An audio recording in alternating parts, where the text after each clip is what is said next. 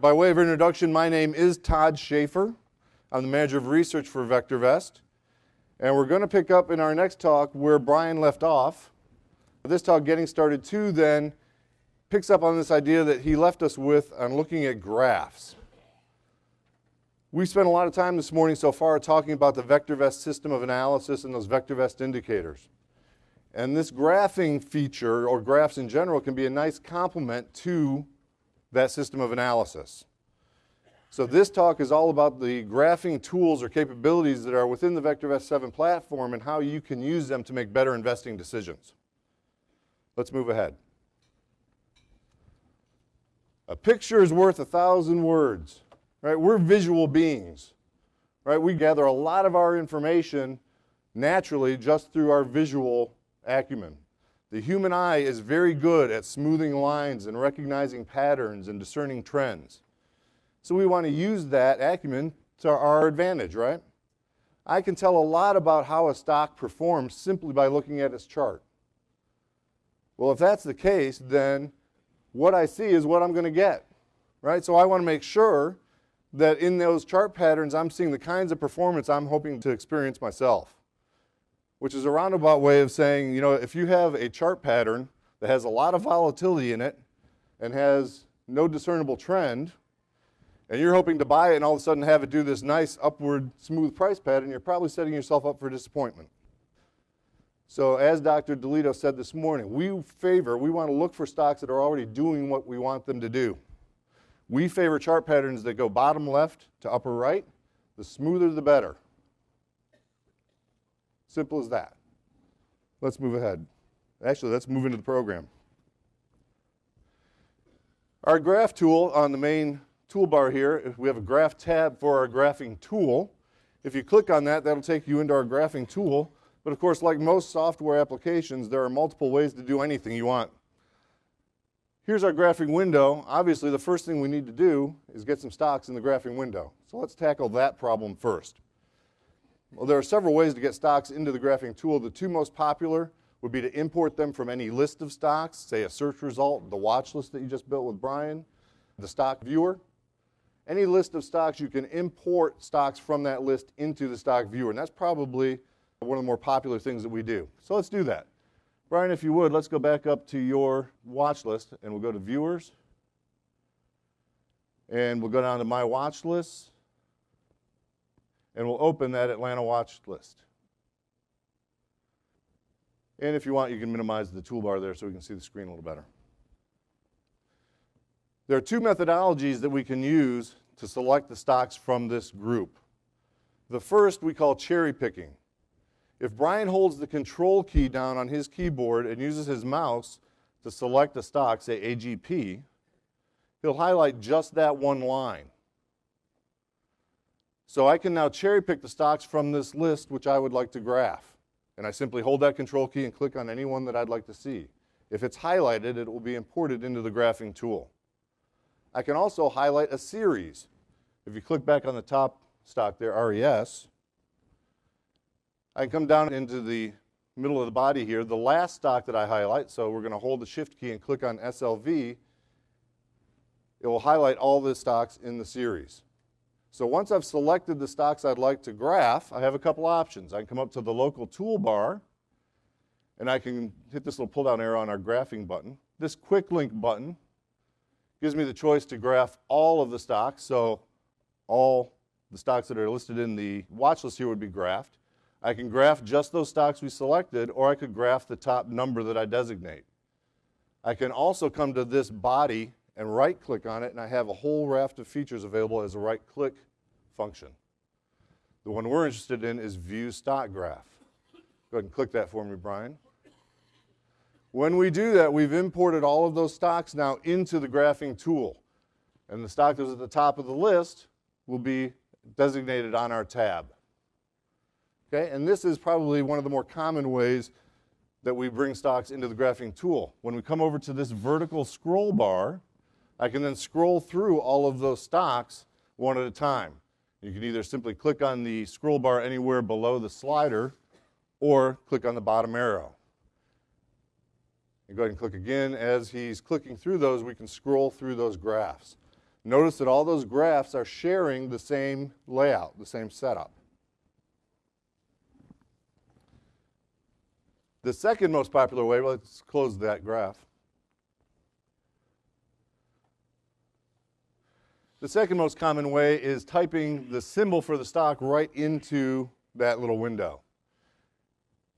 There's a nice little find function that works in this window, and I want to give you the conventions of how it works. So let's graph Caterpillar, but Brian, I want you to just type the letter C into that search window.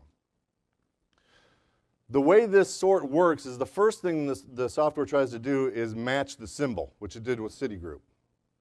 Once it's run out of matches, then it goes to the company name sorted by market cap, with the presumption that the larger companies are the ones that are probably the ones you want more than the unknowns.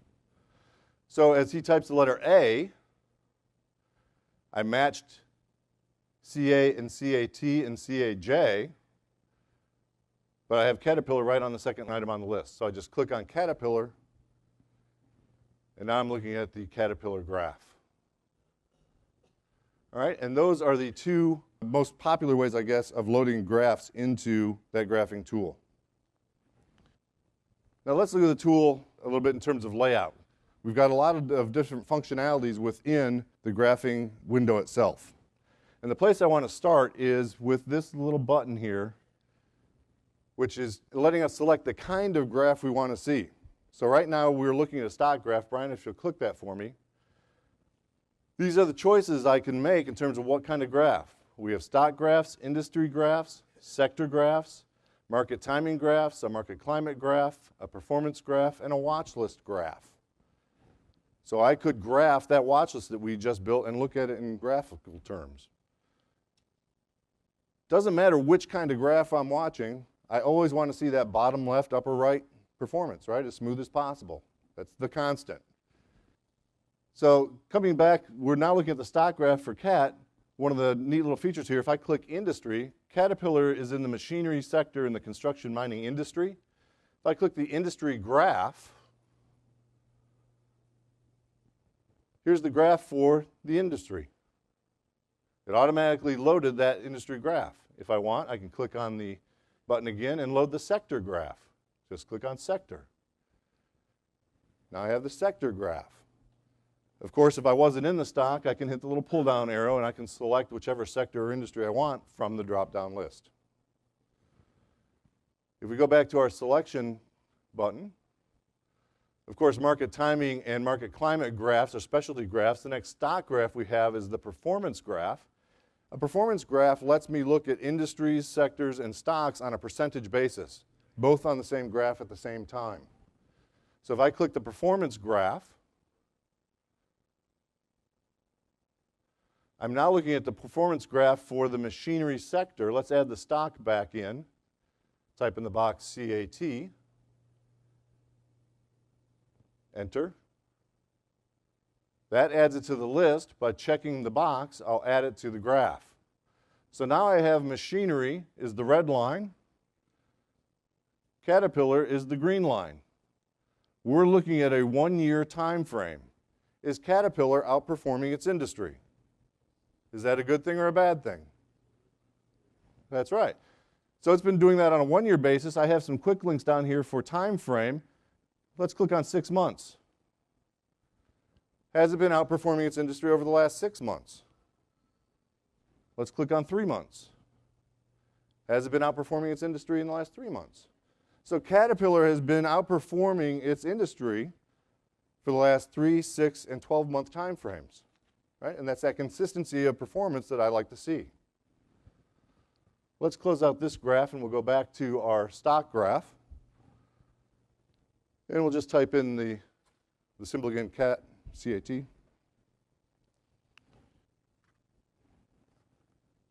And CAT will be our guinea pig for most of the day today. So here is our default graph layout. And let's just look at some of the parts.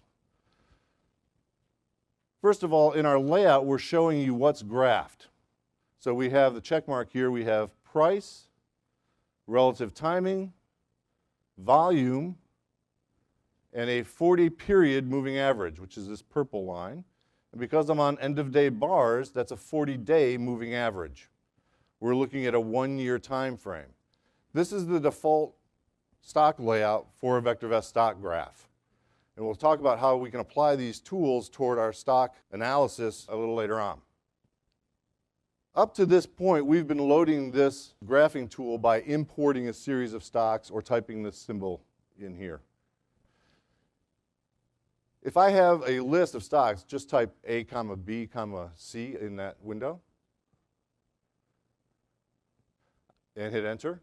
I'm replicating this scrolling idea where I've loaded all 4 of those stock charts now onto this tab, and as Brian scrolls through by clicking on the vertical scroll bar, he'll scroll through to each of those charts. The other thing we can do, Brian, if you'll back that up to Caterpillar again, I can also graph each of those stocks on an individual tab. So by clicking Add New, as soon as that loads, we'll click Add New and type the letter A, enter. So now I have a tab for Agilent. Click Add New. Type B. You can see I'm very creative with my stock selection. So now we have Barnes Group. And the idea now is instead of scrolling through this list, I can toggle back and forth. Right, so I don't have to keep trying to scroll through that list of stocks. Also, each of these now is a distinct graph. So they can all have different settings, different layouts, and be individualized. I can also detach by hitting this little middle button. I can detach that tab from the graphing window and move it wherever I want it.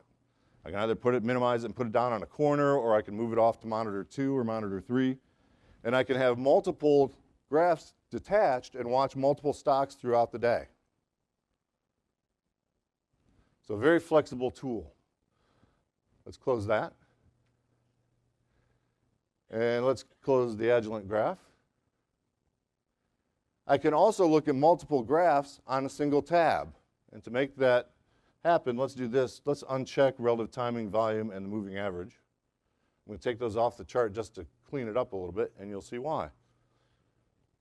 I have a multi-view button here in the upper left-hand corner. If you click on that button for me, Brian, I can break each tab now into 2 panels or into 4 panels. Let's go ahead and do the 4-panel break. And click on that for me. When he clicks on that 4th corner, he told it to break it into 4 panels. So now I have 4 distinct panels. They're not tied to each other at all. I could put 4 different stocks on there if I wanted to. The practical application of what I do more often is I'll either put multiple time frames on here, and let's show you how we do that. On this first graph, I might change my time frame here from end of day bars. Let's click on that, and we'll talk about these tools here in a minute. I'm going to go end of day and give me maybe 3 months. On my next graph, I'm going to type in Caterpillar again, C-A-T, hit enter, and let's change its time span. We'll leave that at a year. That's fine, right where it is. Come down here on graph number 3, again load Caterpillar for me.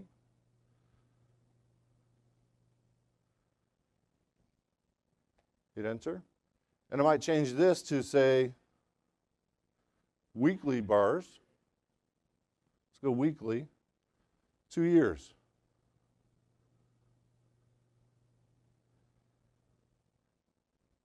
And over here, let's enter cat again.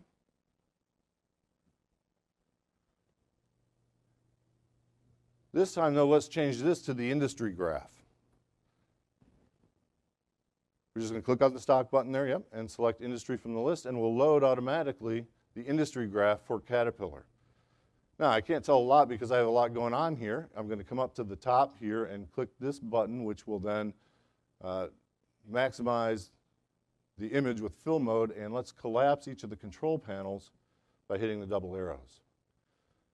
So the multi-view now, I've got these 4 different time spans all on the same graph tab, and maybe I'm considering buying several different stocks, and I want a thumbnail to remind me visually what's going on with each of those stocks. So now I can tell what's happening in both the short-term trend, the long-term trend, and what's going on with its industry. I can take this tab now separate it, break it off from the graphing panel, and go put it on monitor 2. So a lot of flexibility in that. Another way I'll use this is, let's just go to a 2-panel graph here, Brian. Let's click that. If I was actually considering taking a position in Caterpillar, then I might load on this graph, and let's pull back our toolbar. I'll choose intraday bars here. I'll go in intraday 5-minute current day. And on this graph, we'll load Caterpillar again.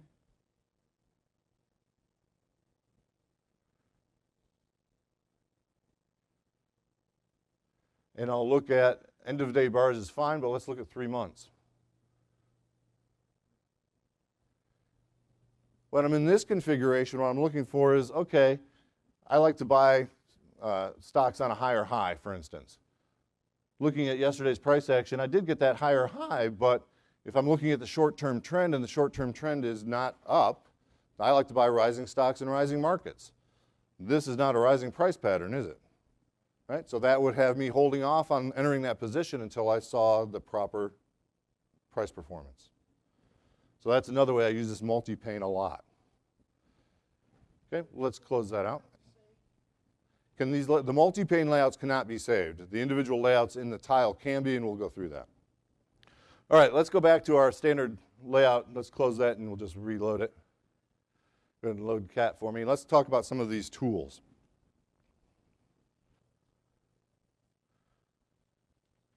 All right, and let's come over to our graph control here.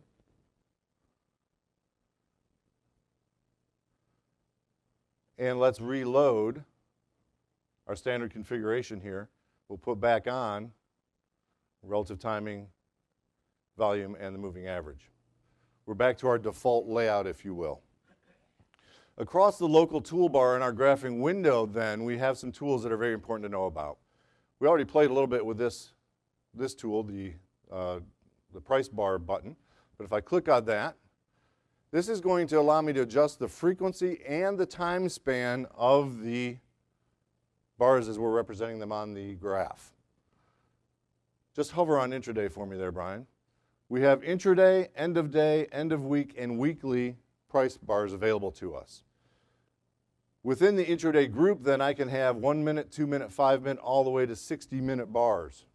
So each bar would represent those different time frames. Let's hover on, it doesn't matter which one. In the 10-minute bar layout, then, I have this thing called best fit. And what's nice about that is the best fit is unique to VectorVest. Our system looks at the resolution capabilities of your video card. And it selects the time frame, the duration, so that you get the best resolution of that graph. We also then do the time frames below current day, 20 minutes ranging all the way to 5 days. 5 days is the maximum intraday data that we make available. Okay, so on an intraday graph, the most you'll see is 5 days of data. On an end of day basis, we have best fit for all of these types, but we then go to a 1 month to all data range from when we added the particular stock to our database. And that's consistent through the other time frames. Our next type is an end of week bar. And Brian, let's click on end of week and click on best fit.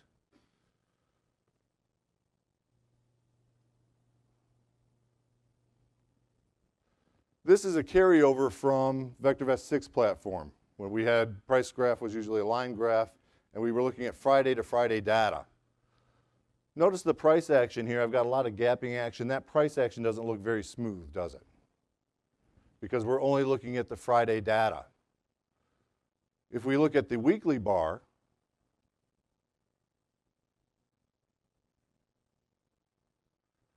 and do a best fit again for me, we now are including data in each bar from Monday open to Friday close. So I have much smoother price action now, don't I? I have continuity between one bar and the next. Technicians in particular favor this kind of bar because now I've captured the intra-week high and low, as well as all the price action from that week. Okay, so those are the time frames that we have available to us.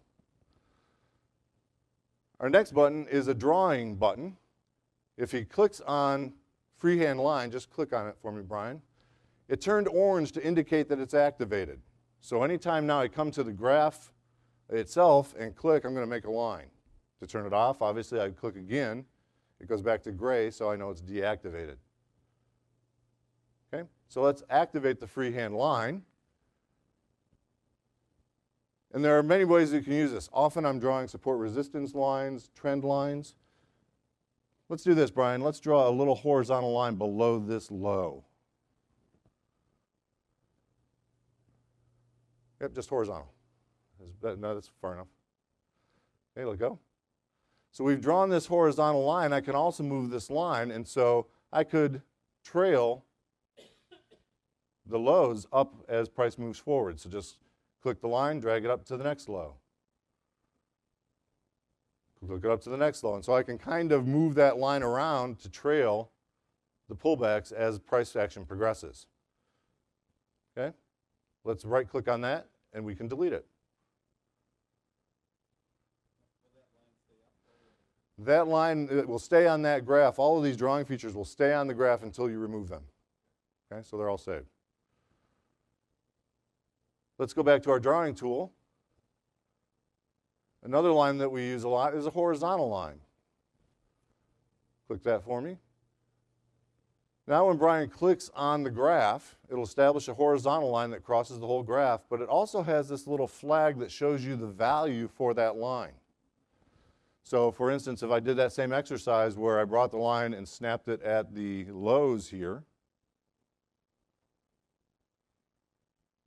I can tell that the values for the lows are $64.51.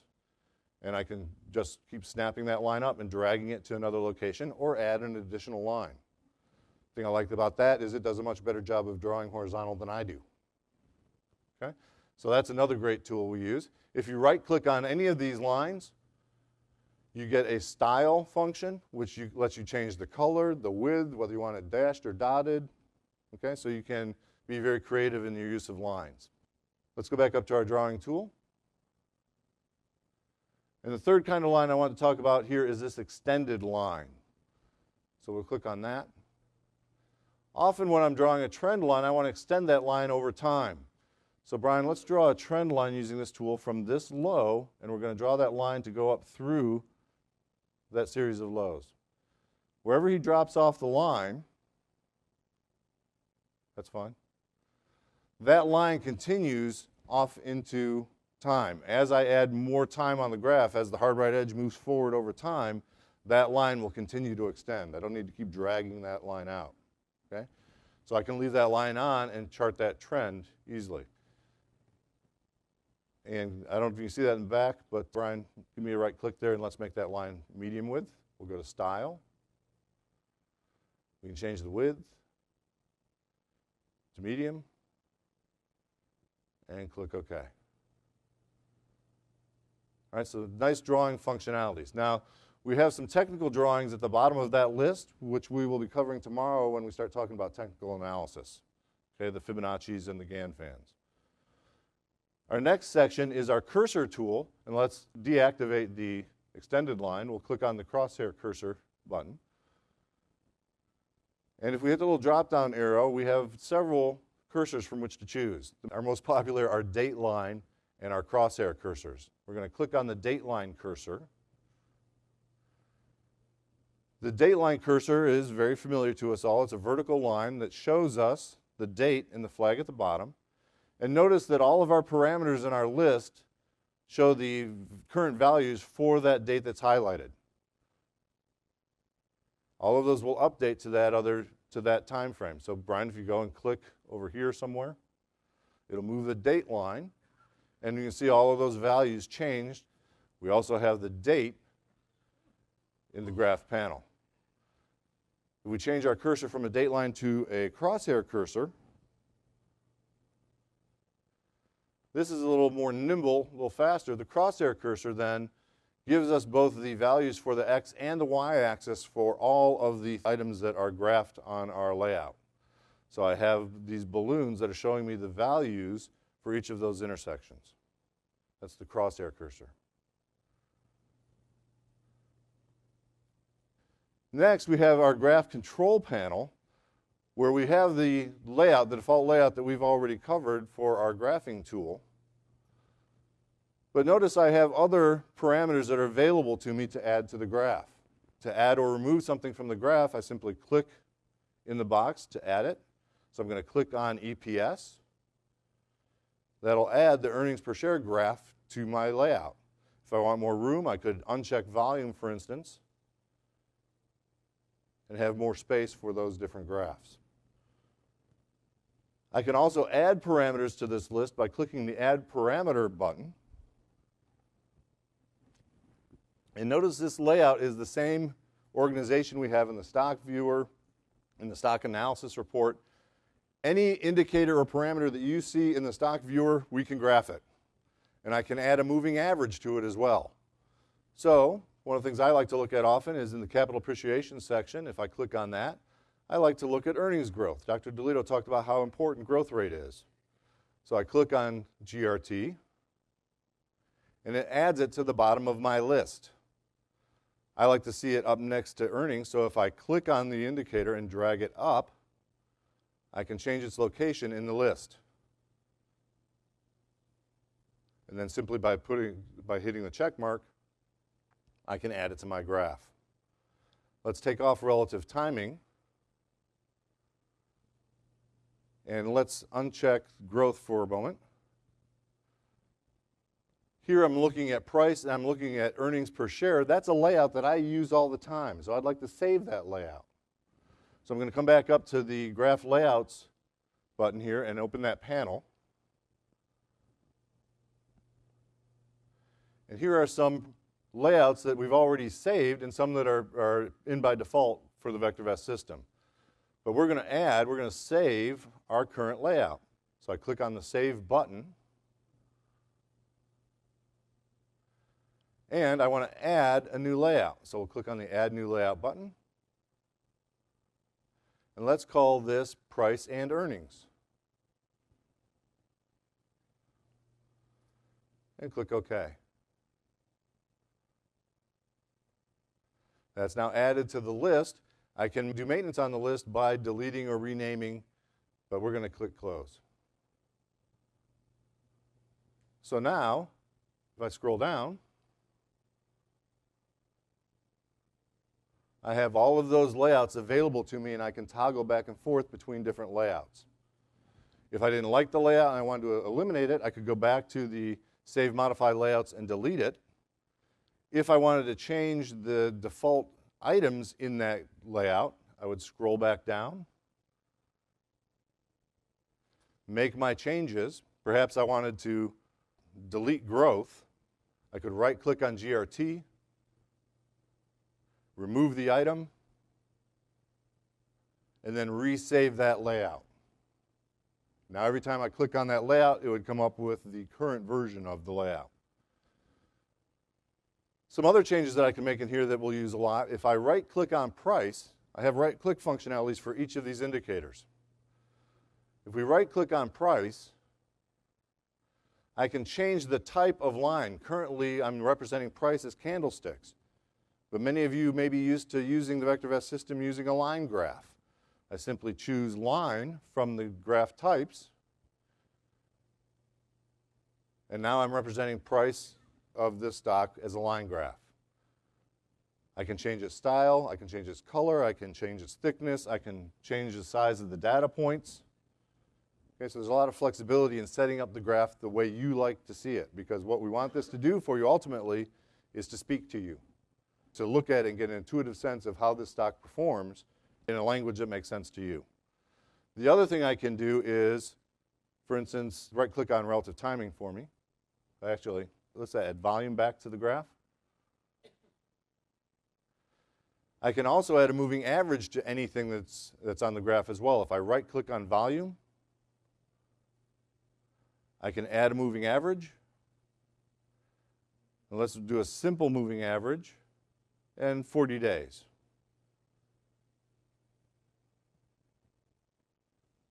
It'll be listed at the bottom of the parameter list. If I click on moving average, It's telling me that it's a moving average on volume. I can activate that moving average line on the volume information. Question here, sir.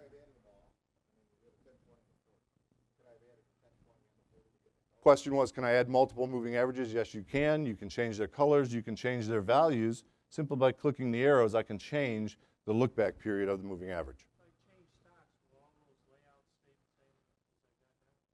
The question is, if I change stocks, will those layouts stay the same? Yes. Any stock that I pull up here will show in the active layout. I cannot save a layout per stock.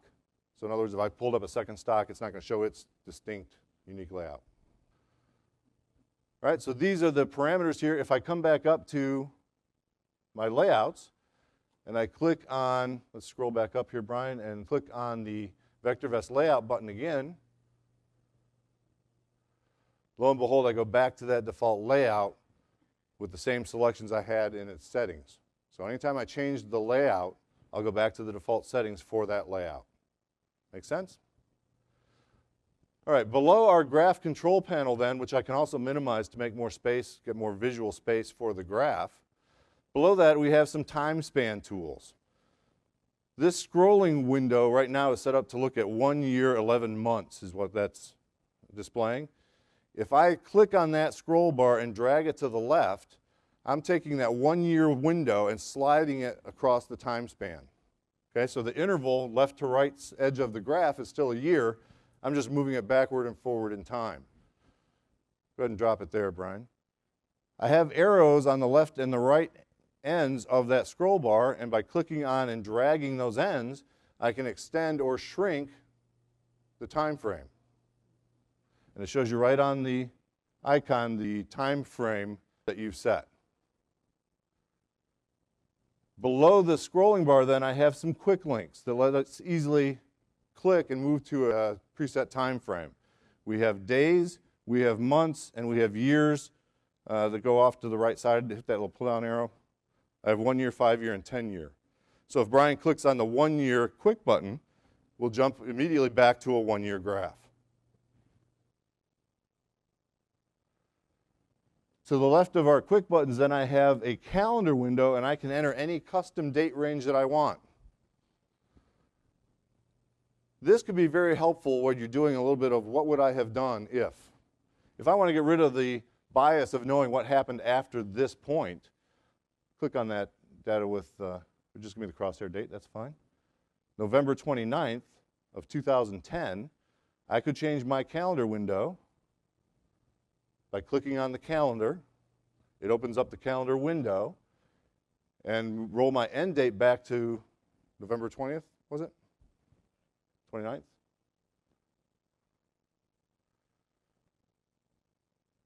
I'm sorry, I'm on a weekly pattern here. Let's just do it right there is fine. Yep. Click OK. And now I've hidden the right edge of the graph for me so I can do some what-if scenarios. It's very helpful in doing that, taking out that bias you see by knowing what's going to happen later on. So those are our time span tools. To the left of this now I have some markers that I can overlay on the graph. And let's go back here, Brian. Let's go to end of day 1 year. So we're going to click on our candle button here. We're going to go to end of day 1 year.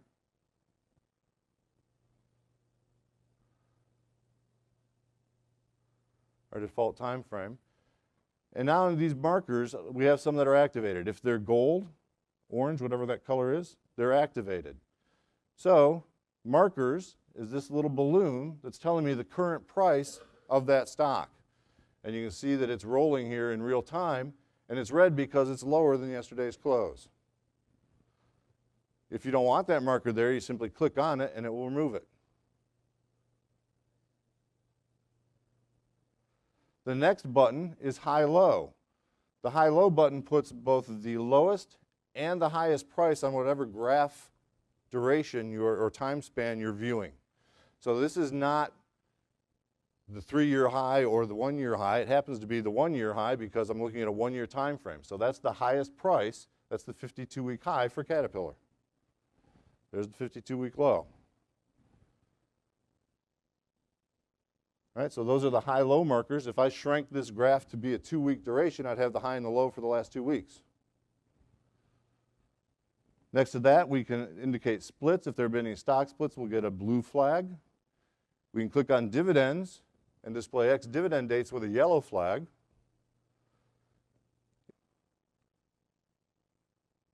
If we click on the recommendation button, we will overlay at the top of the graph our buy, sell, hold recommendations for the stock.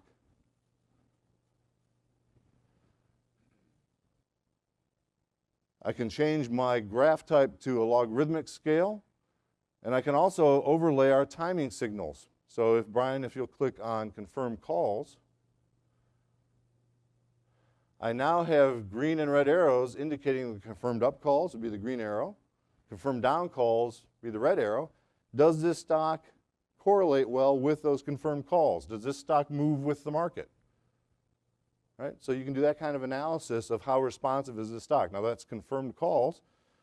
Brian, if you come down to that button, we can also choose from our other timing signals, which include the primary wave, our DEW signals, and our green light buyer signals. More of that in our market timing talk coming next. And then finally, the last button in the row is our last close button. This line then represents yesterday's close, and simply by toggling that on or off, you can have a representation of yesterday's closing price. All right, so those are the tools that we have available to us. Brian, let's open up our graph control panel. And let's reset that VectorVest default layout. So we'll go back up to our layouts, and we'll click on VectorVest layout, and it will revert back to our default layout. Let's also remove our drawings. So I'll go back to our line drawing tool, and from the bottom of that drop-down list, I will clear all drawings.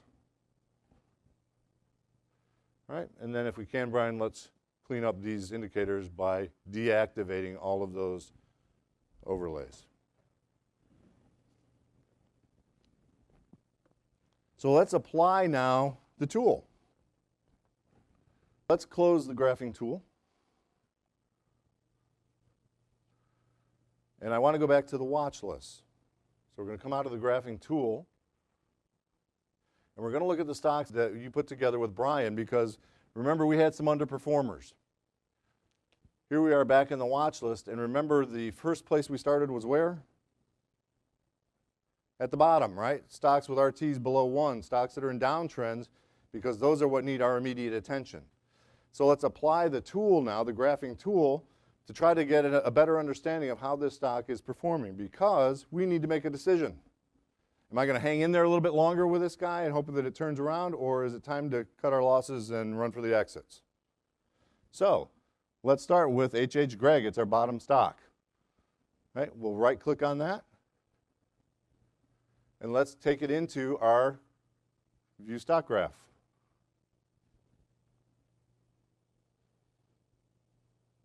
That will pull HGG into the graphing tool,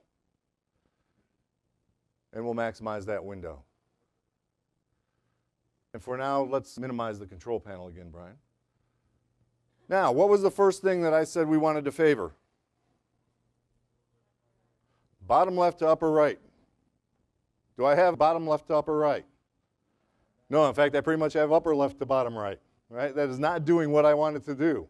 Of course, we already knew that because it was at the bottom of our watch list. But let's start by looking at price action. And Brian, let's take off the last close for me.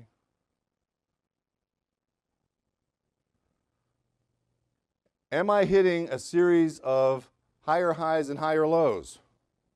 That's my definition of an uptrend. Well, that certainly doesn't fit. Am I hitting a series of lower highs and lower lows? Well, that's my definition of a downtrend. This stock is certainly in a downtrend. If I look at our 40-day moving average, is that moving average sloping up or down? Down, another indicator that I'm in a downtrend. In fact, when price went from above that 40-day moving average to below the 40-day moving average, was that possibly a good time to get out? Or short it? Okay? So that's how we can incorporate that moving average, but it's certainly telling us that we are below the 40-day moving average and staying well below it. Let's do this. Open up my graph panel for me again. Let's take off our moving average, And let's put on the VectorVest stop price. All right, and minimize the control panel for me again. This blue line is the VectorVest stop price. And what do we remember about the VectorVest stop price when price falls below it? That's how we get a sell recommendation, right? In fact, Brian, if you would, let's put on our recommendations again. Here are our recommendations scrolling across the top of the screen. And Brian, if you would, give me a date line. So we'll go to a date line cursor here. And find for me that point where we crossed from a hold into a sell. Okay, scroll one left to me, make sure we go to hold. Okay, so move forward. That's where we crossed from a hold into a sell. That's where price closed below that stop price. Was that a good time to get out of that position? Absolutely, right? So that is our stop price, another great indication of that. If I look at its recent history, this stock had a little rally where it actually became buy recommended again, didn't it?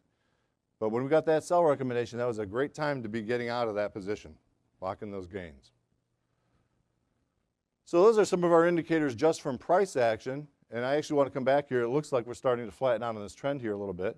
Let's talk about some of our other indicators. On our subgraph, we have relative timing. Relative timing, again, was the short-term price trend for the stock. Values above 1 mean we're in an uptrend. Values below 1 mean we're in a downtrend. When I crossed over from above 1 to below 1, click on that for me, Brian, was that a good time to exit that position? When RT crossed back above 1 from below, was that a good time to get in? So RT crossovers could be a great thing to consider in terms of entering and exiting positions.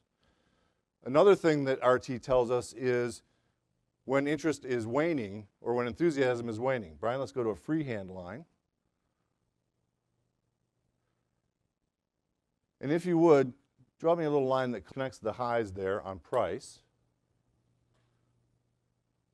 So price is still uptrending, but look at RT. RT is hitting lower highs, okay? We call that a bearish divergence, and while it's not necessarily a good exit signal, it does let us know, though, that the enthusiasm for the stock is starting to wane. And obviously, I'd like to see RT building, hitting higher highs, telling me that there's increasing enthusiasm for that position. If we look at volume, we get similar information from volume about how many shares are being transacted. Ideally, I'd like to see rising price with rising volume, meaning there's more buying pressure, more people pursuing that stock, likely to drive the price higher. Supply and demand, right? Well, what do I notice about HGG now? What's going on with volume? It's falling off, isn't it? In fact, I noticed I have several very large spikes of downward volume, right, downward pressure. Was that bearish or bullish? Bearish. Now, let's look at this price action a little more closely. Brian, if you would, for me, take off stop. And let's zoom in. He's going to left-click on the graph here just in front of the high and drag across, and we're going to zoom in time frame. Deactivate the freehand line. That's fine. Left-click and drag, and we'll zoom into this most recent time frame. When I draw a trend line on a downtrending stock, I connect the tops. So let's activate a freehand line. And Brian, if you would, I just want to connect these highs and extend it all the way down to the margin of the graph, all the way through price action. We had this nice downward trend established, but what's happened recently? It's actually broken that downward trend line, hasn't it? Ooh, wait, something's up here. It's creating a new normal, right? I've identified a new kind of price behavior. Brian, if you would go ahead and right-click that for me.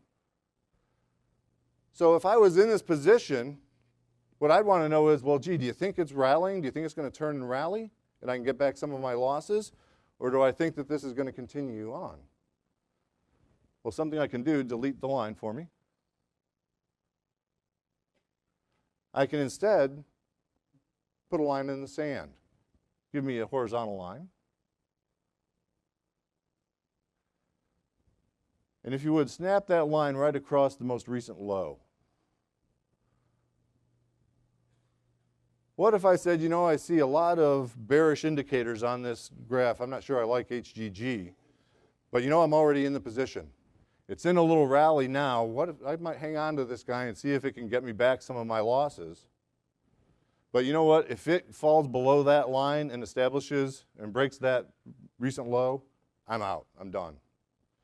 Because not only am I losing money, it's also costing me money, isn't it? I've got assets, I have money tied up in this position, and I'm losing the benefit of having it invested in a stock that's actually doing what I want it to do. So I'm going to establish some rules here and say, you know what? I'll let this guy ride a little bit. I've got 3 days of upward price action. Maybe it's going to do some kind of a little recovery here. But I'm going to set my line in the sand. So that might be an approach that I took for H.H. Gregg.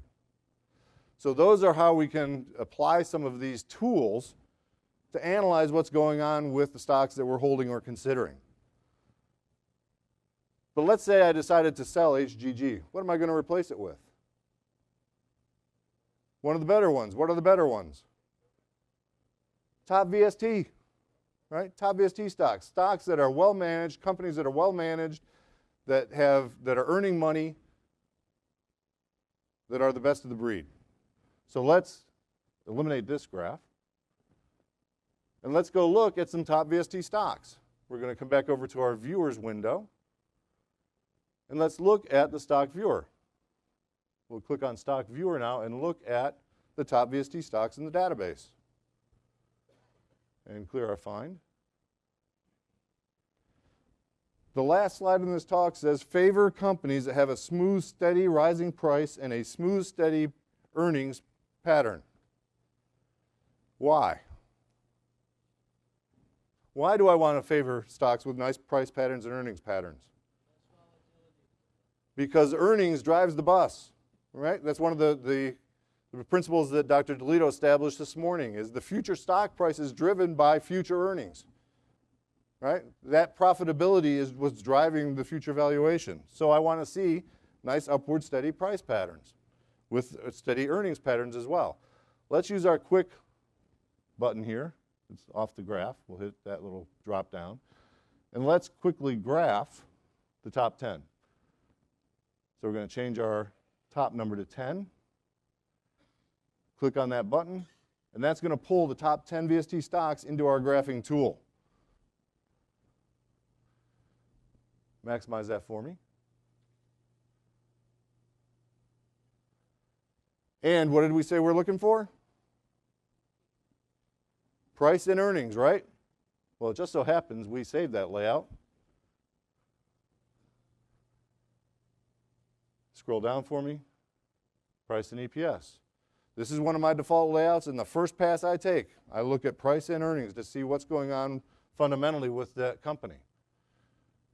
All right, we're looking at a 1-year time frame, and let's take off the last close. And we're going to kind of scroll through these. We have a saying that if you're looking at a graph more than 5 seconds, you're trying to convince yourself of something. So one of the theses I laid out at the beginning of this presentation was that your eye is very good at discerning trends, patterns, and smoothing lines, right? So right off the bat, looking at FTO, do you like this stock? Some people are saying yes, some people are saying no. There is not a right answer. This is very individualized. What I would say that in this period, when I have price action that's steeper than a 45-degree angle, that ultimately is not sustainable. So I would expect to see some kind of a little pullback when I see that kind of price action. But let's go to the next one. It is certainly low on the left, high on the right. Earnings, low on the left, high on the right. We did have a little pullback in earnings, but it has righted itself, and I've got that pattern established again. Do you like this graph?